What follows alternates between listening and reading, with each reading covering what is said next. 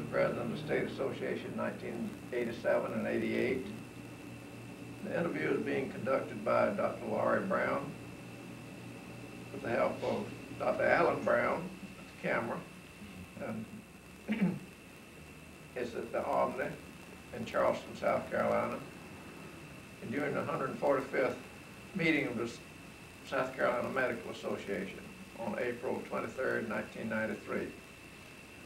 Dr. Duncan, appreciate you coming for this interview.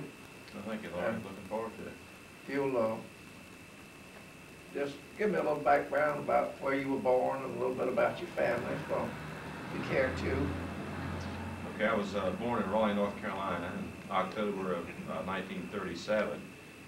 Didn't live there very long and moved around quite a bit. Dad was in the Navy. He's a surgeon, general surgeon, now retired, to the coast of North Carolina.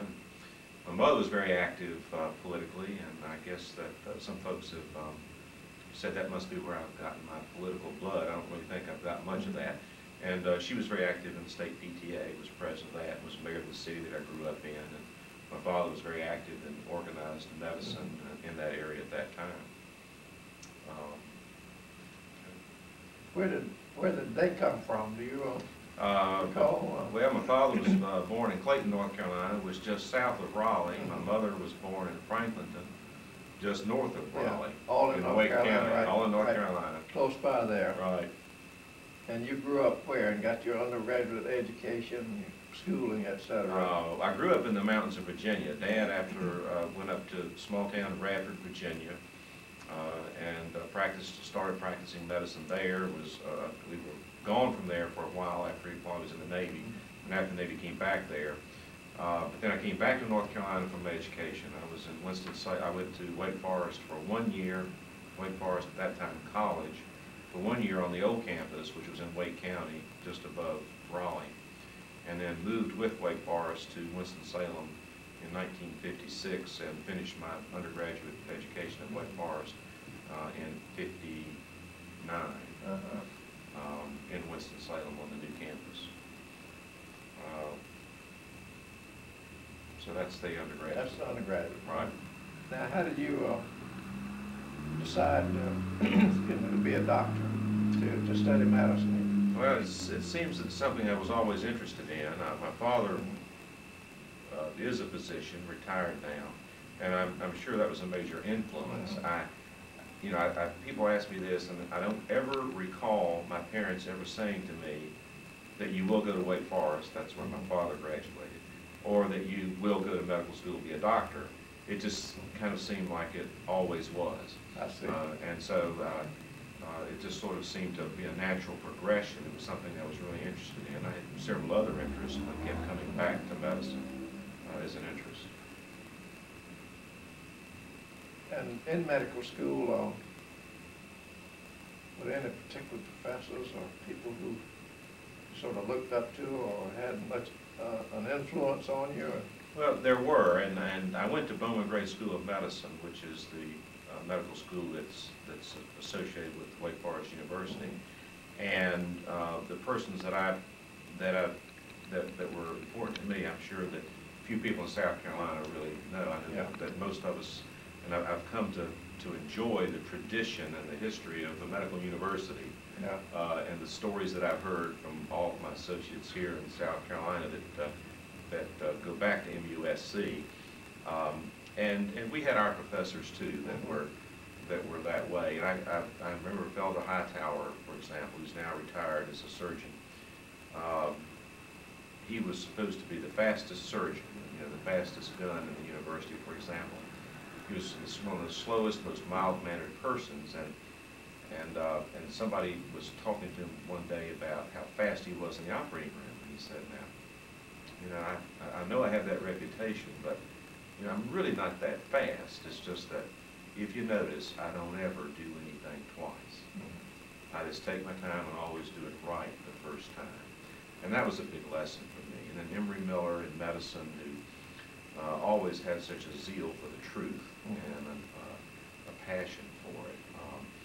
And a faculty, much like I feel that MUSC's faculty is, that that, by the way, they practice their own medicine, and the ethical standards that they established for themselves as individuals just sort of permeated the university. Those kind of things that are references to me.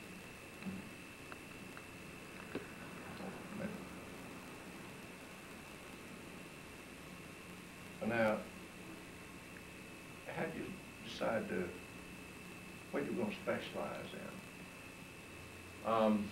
I don't know how that happened. I've asked myself that some too.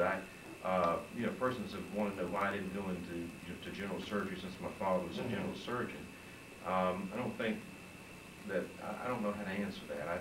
I remember it's difficult. Yeah, the ophthalmologist that I had, I started wearing my glasses in the 5th grade.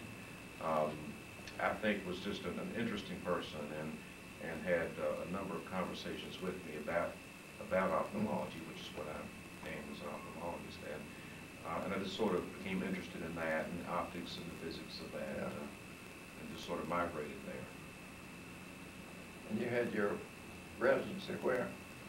I did my residency at the Bowman Gray School of Medicine and the North Carolina Baptist Hospital there in Winston-Salem. Did a straight surgery internship, and that's interesting because things have changed so much since then as far as emergency rooms are concerned. I did a straight surgery internship, and there were 4 surgery interns, there were 4 medicine interns, and for the first 3 months, my first 3 months out of medical school, I shared 24-hour rotations with the medicine intern. I mean, we each had 12 hours each for the first 3 months. And anytime I had off in those first 3 months, I got off by getting one of my fellow surgery interns to cover for me for a weekend, and I would pay him back during his 3-month rotation. Yeah. And when I look and see what we have going on in the emergency room today with the specialty of emergency room physicians and whatever, one surgery intern and one medicine intern ran the emergency room in a busy teaching center. Right.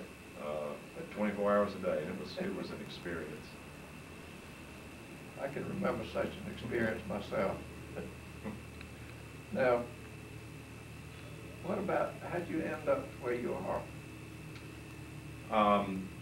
Well, a group of physicians, in fact, a general surgeon in Greenville, South Carolina, approached me by mail and phone. I married a girl from Greenville, and they knew that I was in ophthalmology training, and so they were talking in the dressing room one day about needing another ophthalmologist, more ophthalmologists, and this general surgeon said, well, I know someone who's in training now, and so let me get in touch with them. So general surgeon actually made the first contact, and then introduced me to the ophthalmologist in the Greenville area that encouraged me to come there and practice. And you have lived there ever since? Since 1967, correct. Yeah. Now, would you care to tell me about any family that you have? You say you married a girl from Greenville. Yeah, I'm married to special lady, Pat, and I've got some really neat kids. I've got a son that's in real estate in Raleigh, North Carolina, who graduated from NC State. Another one who is in business, graduated from the University of North Carolina in Chapel Hill with a business degree, and then from there and got an MBA there. And he is in banking. And I've got a son that graduated from Furman University who is a professional photographer now, and a son who's a junior at the University of South Carolina, majoring in music theory and composition, and a daughter who's graduated from high school in June of this year, who will go to Wake Forest University, and right now is thinking about going to medical school and doing psychiatry is what she's thinking. She also said there would be no free services rendered to her family because her family was so messed up she'd never have time to earn any money if she saw her family. No free service. No free service. You want to tell me their names from the, say, the oldest to the youngest? Or well, the youngest is Charles R. III, and then and Joseph, and Martin, and Eric, and Charlie, Charree. All right. Now, Charlie, can you remember how you first became involved in organized medicine and the... Well, I came to Greenville in '67, and I just sort of had this feeling or sense or whatever, and I think many people did back then, that you just joined your local medical society and the state medical association, and the AMA, and I don't find that to be quite as true this day and age as it used to be. And it was just something that I did because I thought that's what I needed to do, and then I started then becoming, active to some degree locally, involved with some of the committee works and attending the meetings, and then as far as really becoming active in organized medicine, I guess that started, I can't remember what year, but in the early '80s, when I was chosen to represent the 4th District as a trustee to the Board of Trustees of the State Medical Association. And then after a couple of years of serving on the board, I was then asked to offer to be chairman of the board. And the person that was probably most responsible for that, or the two persons, were the late Leonard Douglas and Randy Smoke, who put a lot of pressure on me to do that. And it's one of those things that I didn't really go out looking for, but just sort of came and fell into. And so then I became chairman of the board, and then ultimately president-elect, and then president of the State Society. Will you recall what some of the issues facing medicine were at that time, sort of? When in 1985 or so is when, the HIV virus was identified, first the infections first started showing up, and so when I became president in '87, they were just really finding out, '86, '7, which was '87, really they just had started identifying the virus, and we had just started to start all of the discussion, public forums and the public discussion about the HIV virus. And I think that probably, on a national scale, consumed much of the energy of the State Medical Society that year. And certainly mine. I'll never forget the first television program I was on soon after becoming president was with Tom Faulkner on ETV, and had a whole hour. I think the program was Carolina Scene, and it was a live broadcast. And we sat in a forum much like we're in right now, and I think it's Tom Faulkner that has the program, and he asked me a few questions about the mission of the State Medical Society and what are we about, and those kinds of things, and then a few questions about HIV, and then after about 15 or 20 minutes, he opened up the telephone lines for live call-in questions. They were all on the HIV virus. And so I think that was probably the major one issue. And then what my major interest was as president was in ethics. And I created a new committee for the State Medical Association at that time, and it's the Medical Ethics Committee. And I think, and that whole year was dedicated to ethics. And our annual meeting in Charleston that year in '88 has its theme ethics, and all of the specialty societies programs were geared to ethical implications and what they were doing. The speakers were all geared to that, and it's the first time any state medical society in the country has basically dedicated their annual meeting to that subject. And it was, and so spinning off from that, we've had a very active ethics committee. Right. And everybody appreciated that session on ethics, I think. That, and we're continuing to have more sessions. We don't focus on it quite as much at the state meeting as we used to. We're still really a pretty doggone busy committee.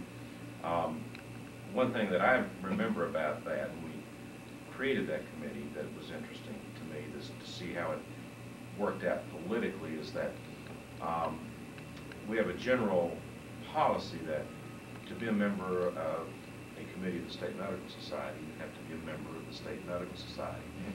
There's one other committee that does have people on it that aren't, and that's the Cardiac Rehab. Yeah. And so I placed on that committee two philosopher medical ethicists and two clergy medical ethicists. And there was some concern by some members of the board at that time that, number one, they were non-members, and number two, why do we need those kinds of people there? And my reply to them was, and ultimately, this was understood by the board, and there was no problem, but that we can't do responsible biomedical ethics if we don't have those kinds of disciplines involved in the discussion. Right. And your association, MUSC, and I don't know if you're aware of what's going on there now, but very, very strong medical ethics committee at MUSC, and several of those persons are on our committee. Right. It's outstanding. That's good. Would you care to name some of those persons? Well, from MUSC, we've got Dick Sosnowski, Bob Say, John Roberts, Bert Keller, who was the clergy person who was with the family practice program there. And now Jerry Current has recently joined our committee, and he's a neurologist there. Yeah. Then from Columbia, we have Nora Bell, who is a psychology professor, was recent past chairman of the department there at USC. She's a medical ethicist, and she's starting a new medical ethics program at the medical school there. And then Doug McDonald, who's a professor for Furman in medical ethics and philosophy, chairs the department there. And then other physicians from around the state. Myself, I currently chair that committee now, which is lots of fun. I'm sure it is. It is. I'm sure it is. Yes. Now, what some of the other issues things like tort reform and hazardous waste and these things that.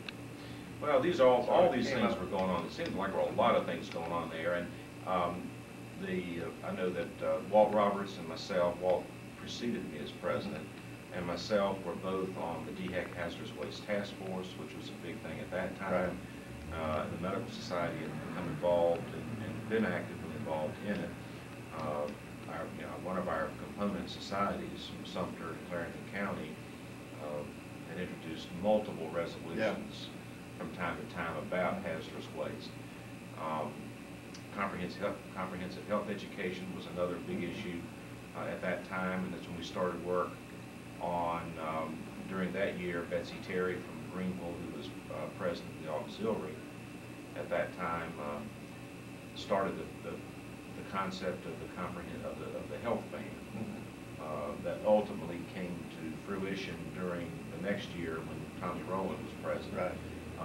When the Medical Society gave to the Department of Education the health ban, which was a big hit. And so that kind of reaching out program I thought was very important. Well, do you want to say a word about the health ban and what it is and why we got that? Well, it's sort of a spin-off of health education. One of the big deals at that time was comprehensive health education. Right. And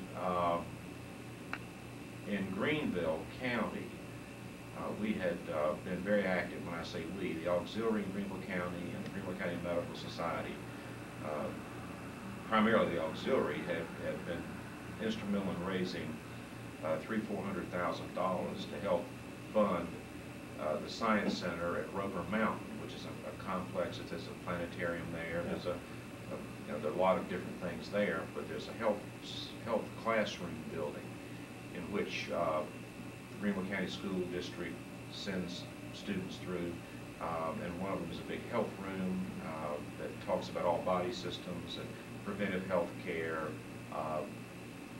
sex education, and using a lot of very sophisticated model displays that were produced in Chicago. And And Betsy Terry, who was instrumental in that, came up with the idea that wouldn't it be great if the medical society could get together a health van that had the same sort of equipment in it that could move around the state into different school areas that weren't fortunate enough to have a Rocky Mountain Science Center. And there was a model for that. I think there was Texas had one. I think a couple of the states that had done that. And so we were successful in being able to do that. And it's booked up. It's been great to me. It's been an excellent. It really has been. It really has been. They need another one. And I'll never forget when Betsy Terry and myself met with Charlie Williams, who at that time was the superintendent of education for the state. Mm-hmm. He had come to Furman University to attend some sort of meeting, and we met with him out in one of the rooms there at Furman. And when we first presented the idea to him, he was quite suspicious, and he said, well, and then he ultimately got on the bandwagon big time when he realized that we were really very serious, because we're talking about $100,000+ project. And one remark he said to me, which really made an impact on me, was, this is the first time the Medical Association, that I can remember, the Medical Association, and Fern Smith was there too, Senator Fern Smith, who was the chair of the Senate Medical Affairs Committee, and he may have been the one that made the remarks. It's the first time the Medical Society has ever come to us to give us something. They've always wanted something from us. Opposite direction. And that was I'll never forget that. Now, what else might you tell me about your presidency? What went on during those years? Anything that you can think of? And I think some of the major accomplishments of your presidency you've mentioned, the education and the health ban and the AIDS problem and hazardous waste committee and all these things. Now, is there anything else that you can think of that? Well, this was also a time when I first came onto the board, and in the early '80s, one thing that I was put on was we were going through a whole reorganization of the SCMA, and I was put on that committee. And I remember we met a lot and did a lot of work. We had an outside consultant come in to help us with that.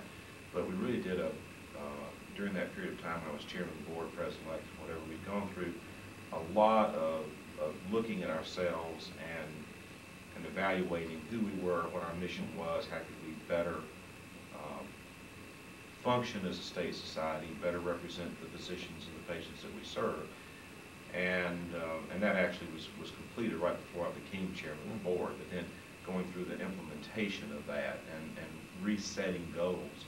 And that was the time too that we during that reorganization process, when Bill Mann came on as our executive director, which is one of the most important things that has happened to I think to our organization. Obviously the reorganization was very important, but then finding a person of that caliber and ability to then take what had happened in the reorganization process and then start to implement it and to guide it through. I think Bill has just been an outstanding person for that. It's just like presidents come and go. We're there for a year, and you've got to have some stable influence in any organization. And I just think that we're very fortunate to have had that kind of leadership to provide the stability. He has just a passion for serving our organization and the doctor and the physician members of it, and through that the patients and the citizens of this state.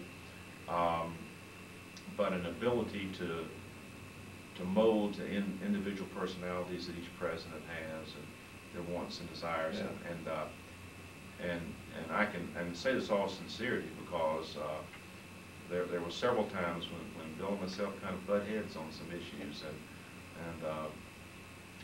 but we never got on unfriendly terms. might not have hugged each other every time we ran into each other, but, and I respect him so much for his ability to deal with whatever personalities and whatever come in to that place on the board, and just a strong stabilizing factor.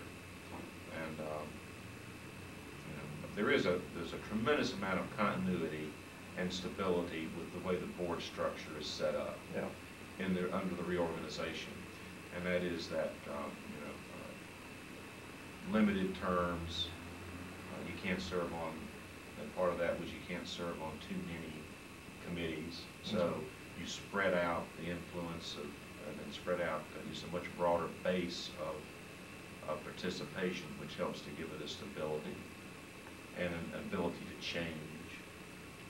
But that strong leadership of Bill Mann and the staff that I think that we in Sacramento are very fortunate to have. Makes a big difference in, really does. In everything, doesn't it? It really does. Now, you're still active in the association, of course, and well, I'm still serving as an alternate delegate to the AMA, and today was elected to be delegate of the AMA, which will start in calendar year of '94. We finish out the calendar year as an alternate delegate and become delegates. I'm doing that, and I still chair the medical ethics committee. Right. When I say still chair, I now chair it. I wasn't on the committee when I created it, but I came on the committee after I finished my tenure as past president, and then recently became chairman of that, and really enjoyed that. We meet once a month from 9 o'clock in the morning till we get through, and just have really stimulating discussions. And well, that's good. Lots of challenging things. That's great. Of course, you still have to practice too and make a living. Full-time practice now, and I'm back in the office a whole lot more than I was. That was an experience. The time out of the office. You had to do a lot of traveling during that. Do a lot of traveling, and I think that that most physicians don't realize how much time the average president spends out of the office and what impact that has on his or her practice. Right. And I know one physician who was at this meeting this year who basically had to retire when he got through. Well, he was a solo practitioner in obstetrics and gynecology, and practice patterns just broke down tremendously in that situation. And I'm an ophthalmologist, and I'm in a practice with a number of other physicians, so I had my call taken care of pretty easily, and my patients that had emergencies were taken care of because I had the partners there. But I know what an impact it had on referral patterns and how much time out of the office I was out of the office, and what impact that had. And I really salute persons who do it, because it's a tremendous sacrifice. That's a tremendous sacrifice. It's a real honor to be in that position, but you give up a tremendous amount to do it and serve that much for the association. And one of your questions, one of the sort of things on the outline here is, would you do it again? Yeah, I'd do it again. Do it again. It's kind of like my daughter. It's kind of like my daughter said. She went out and spent a month in Wyoming with the National Outdoor Leadership School, which was 15 years old, and they left base camp, and she had a 52-pound backpack on and was gone for 30 days before they came back. And she says, "Dad, I hated every minute of it, but I'd do it tomorrow. Do it again. I'd start back and do it again tomorrow." I didn't hate every minute of it. It was a lot of fun. It was a lot of fun and a wonderful experience. And I really found out that the doctors in this state are special, and they're unique, and they're dedicated, and it was a lot of fun. I'm sure. Well, would you care to mention any particular ones that might have been especially helpful to you? I know it's difficult to pick out a certain number without, because so many of them did help you. Well, I think I've already mentioned several that were really important to me. Leonard Douglas, who was such an important model for me, and Randy Smoke together as persons who who were dedicated servants to not only their patients, but also to serving this society and the positions that it represents too. And doing it in a sense of just, that's what they felt like they needed to do in order to do it, and without being self-serving about it at all. And so I think that their kind of leadership, particularly during the reorganization part, was just so important to this organization, and such an important example to me. And then, well, persons like Walt Roberts from Columbia, just a fellow that just, never meets a stranger. Right. Kind of a guy, and just lots of personalities like that, and it's just, it's been lots of fun. Well, good. Now, what do you think is the major issue facing Madison today, and sort of where do you think Madison's headed, and are you real optimistic about the practice of medicine? I'm real optimistic about the practice of medicine. It bothers me when I hear fellow physicians saying to their children or to young people, don't go into medicine. I mean, it's just, all this stuff's going on. I mean, it's just not what it used to be.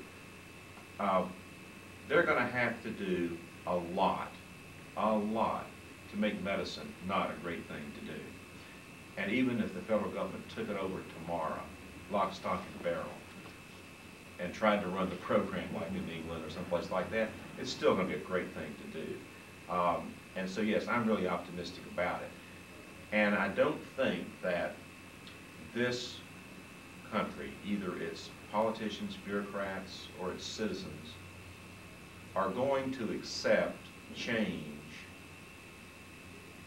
that significantly compromises the quality of health care that needs to be delivered, or our ability to do that. I just don't think they're going to do it. Now, I think we're going to see some significant changes, and I happen to be one of the few physicians that I've met that admits to voting for Bill Clinton, but I did, and I'm not unhappy that I did. I'm concerned to some degree with the way reforming the healthcare system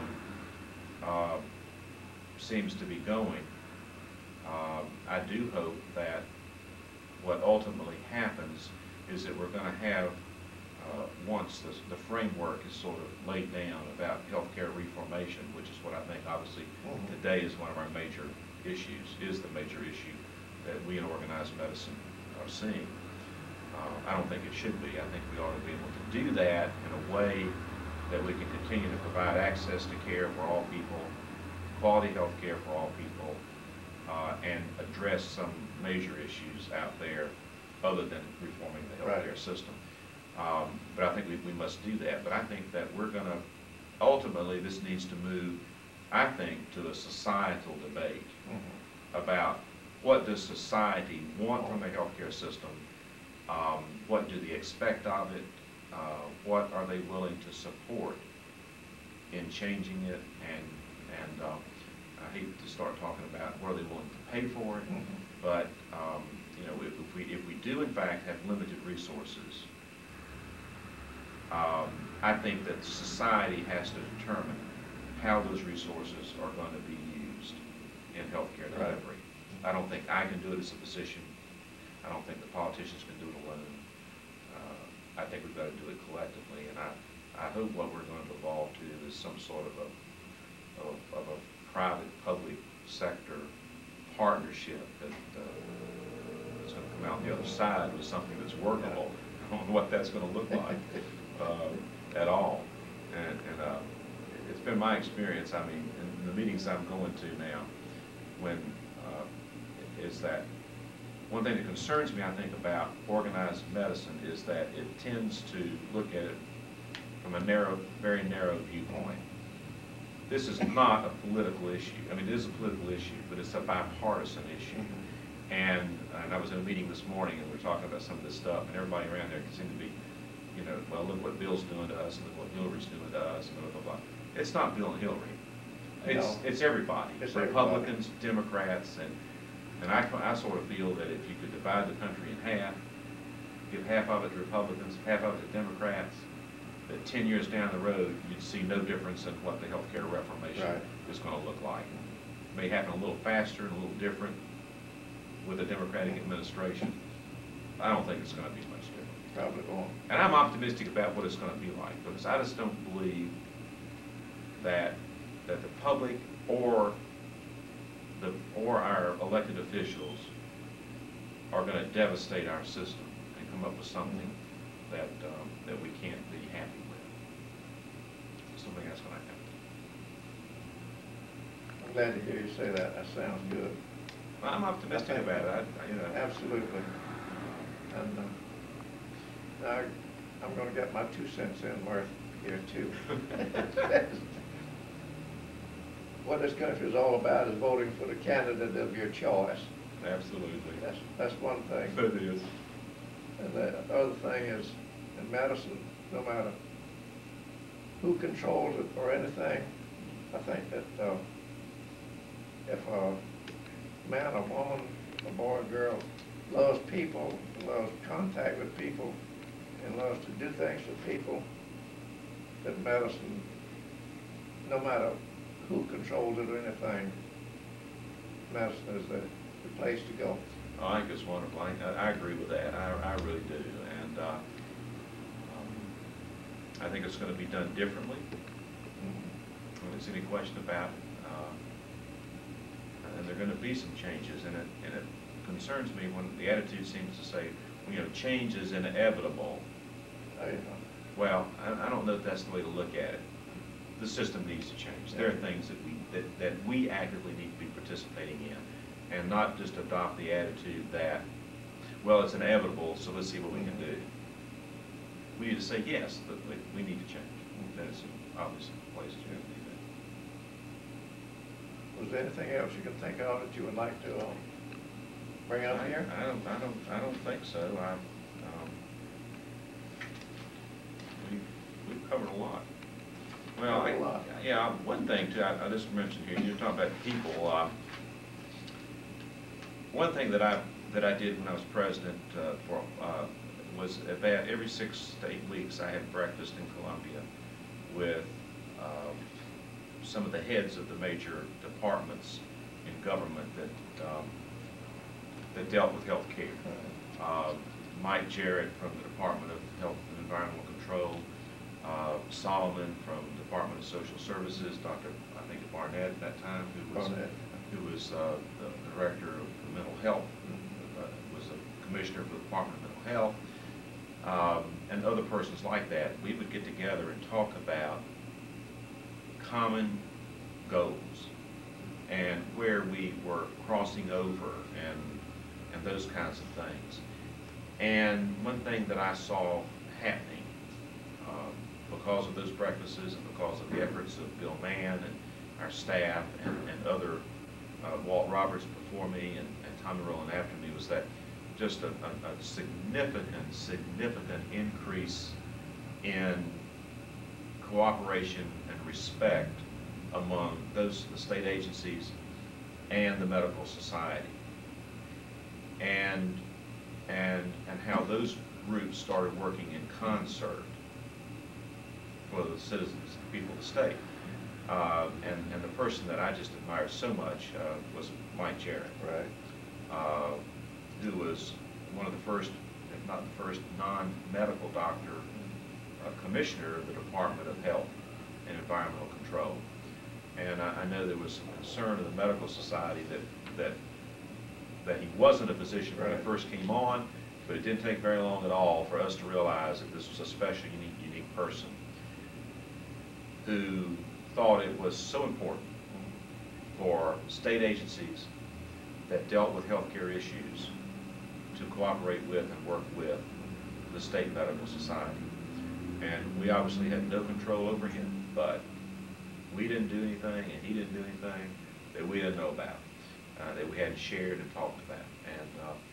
And that just that sense of cooperativeness. And so I had meant to say something about Mike I'm glad earlier. you did, because that was the cooperative effort. It was obvious to everybody who had anything to do with the association over the years. This was a big change. Yeah. And he was such an outstanding person. And then the other person I guess I need to mention too is Senator Vern Smith from Greer, up my end of the state, who was chairman of the Senate Medical Affairs Committee all through my time of being chairman of the board, president-elect, and involved in all the legislative issues that we're involved with.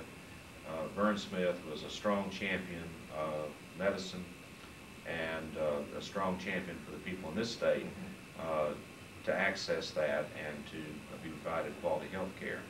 In fact, when I was president at the banquet, I gave him my President's Award for the service that he had provided to the medical society and to the people in this state as chairman of the Senate Medical Affairs Committee. I might add, too, when we're talking about Michael Jarrett, that just for the record in the archives here at the Medical University, as you know, gave him an honorary doctorate degree not long before his demise. Yeah. Yeah. And we certainly lost a special person there, and I'm glad you did that, because he certainly deserved that. Yeah. And any other award we could think about to give him. Duncan, I want to thank you for... Well, I thank you for the opportunity. Taking care of this. Well, I thank you for calling me and to set this up. This is great. Well, I've enjoyed it. I've enjoyed seeing all of you, past presidents, sort of renewing old friendships. It's been real nice. Well, I've enjoyed it too. Thank you.